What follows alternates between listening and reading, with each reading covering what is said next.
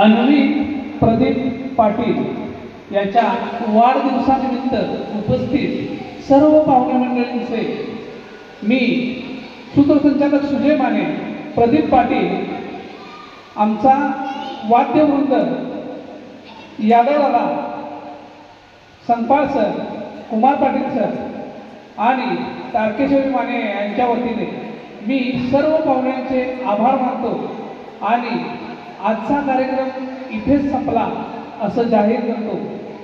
आभाराला भार कशाला, हार तुझ्याचा भार कशाला, हृदयामध्ये घर बांधले त्या घराला दार कशाला। थँक्यू। चिरंजीव अन्वी याला उदंड आयुष्य आणि शुभेच्छा देत आजचा कार्यक्रम संपला असे जाहीर करतो। धन्यवाद।